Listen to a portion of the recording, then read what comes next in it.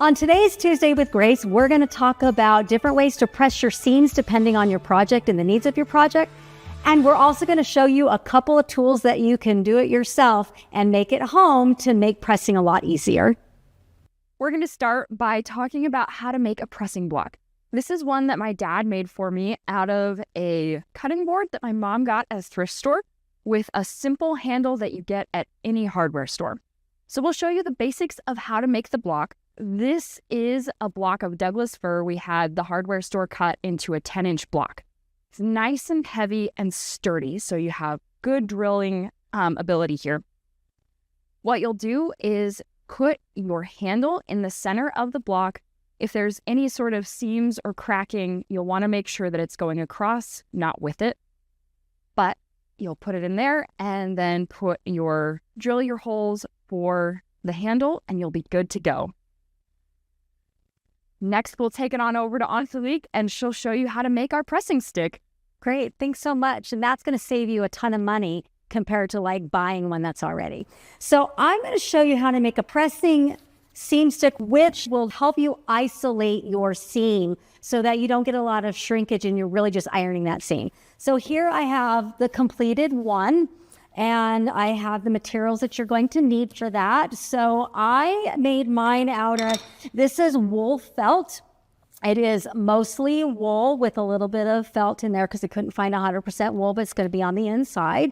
And you can see that I cut this one so that it is about an inch longer than my stick. The stick here is just, you go to your hardware store and you can find like the half circles, or in this case, I liked that we had kind of a flatter edge and the taller thing here, but this is just wood molding that you would put in your house. And so I had this cut down into 12 inches. You can make them larger or smaller depending on your needs, but basically I made this 3 inches and this just a little bit longer to do that. So those are the 3 things that you're going to need. This is the same material that you can buy on a lot of ironing boards that's going to help to push that heat towards your seam. So that's what we have there.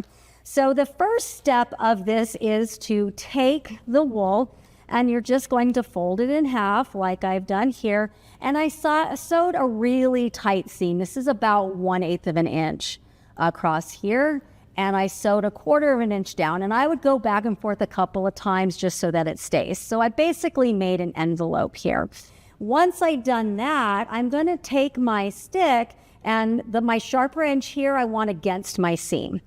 So all I have to do is slide that in, and that's going to give me a nice wool surface. So you can kind of see I have that there.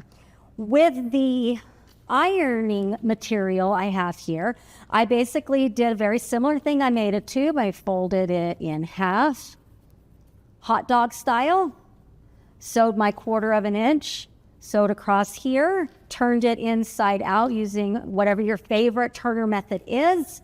So I have that here. It's closed on the one side. You saw this one I made 15 inches long, so 3 inches longer than my stick, so I have plenty of room to get it underneath there. And now I'm ready to take this and put it into my material.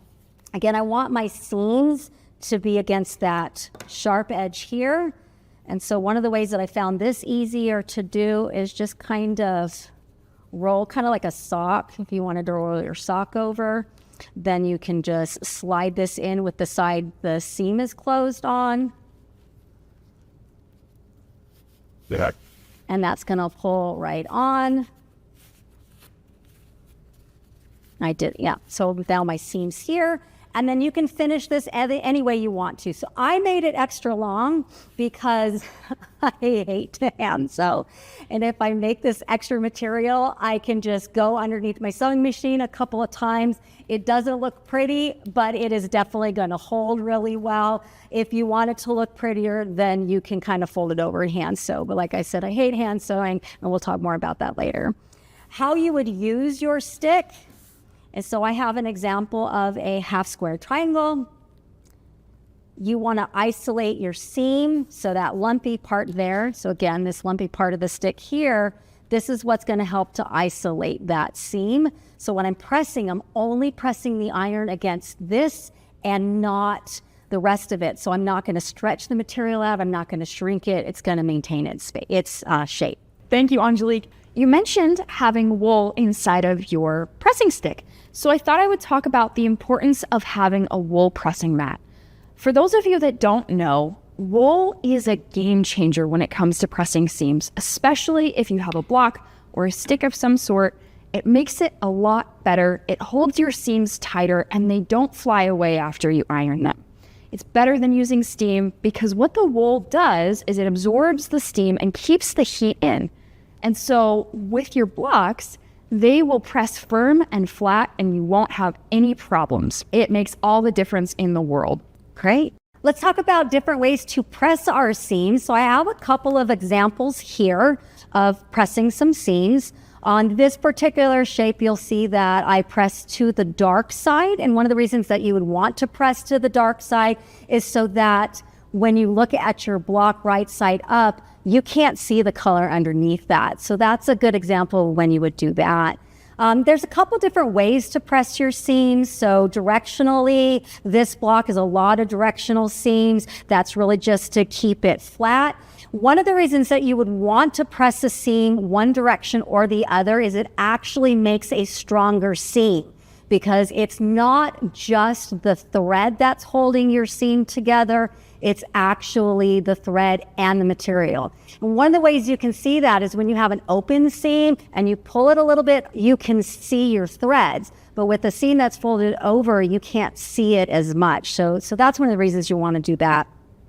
Another example of a type of way to press your seams is to press your seams over, open versus over.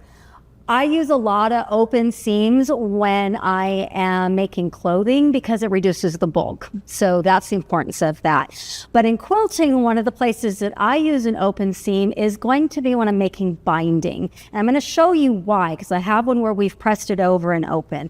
So an open seam is where you basically take that 1/4 of an inch, so you sewed it like this, and you open it up so you can actually see the right sides of your material and you press that flat. And so now I only have a couple of layers of fabric that I'd be going through.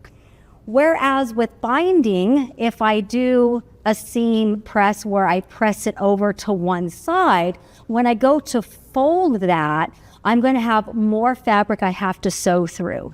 So I'm sewing through triple the fabric here, plus the quilt sandwich, which is 3 layers, and that can create a lot of bulk, and that can create skipped stitches, thread breakage, that kind of thing. So open seams are really useful when you really need to reduce a lot of bulk. Perfect. Now we're going to talk about my favorite type of seam, a nested seam. So here's an example of one that's already been pieced, and you can't see it very well. But we'll show here, if we have a block like such that we want to sew together, we'll get this right here. We want to make sure that one seam is pressed one direction and the other seam is pressed in the other direction. This creates the ability to nest your seams. So what you do, it's more of a feeling than anything, but you want to feel those seams butt up against each other. And so when you do that, your seams will perfectly create points. You'll never have an issue getting a perfect point again if you have nested seams. So our next type is going to be a pinwheel seam. And this is something that I struggled with for a long time, so I just didn't do. But it's so easy when you learn the technique, and it makes this bulky seam in the middle here lie perfectly flat. So here is a ready-to-go seam, and what you're gonna do is it already kind of wants to go one direction or another, so you'll just need to look at that. But if you slide your fingers like so, it creates a perfect pinwheel where this seam goes this direction and this seam goes the other, but it lays flat. So we're gonna iron this here and just give it a little bit of steam. And then what we'll do is we'll put our pressing block right above it, press down. You can either press with your hands or with the handle. It makes it nice and simple. And we'll lift that up. This guy doesn't even try to bounce. It's so nice. everything lays perfectly flat, and it'll be great when you go to quilt it. So there you have it. Learning about the right way or reviewing how to press seams is really going to help in your quilting while you're making the blocks and when you're doing your final assembly. Now you can see the importance of doing those things. And if you have any other questions about different ways to press the seams, please put them in the chat.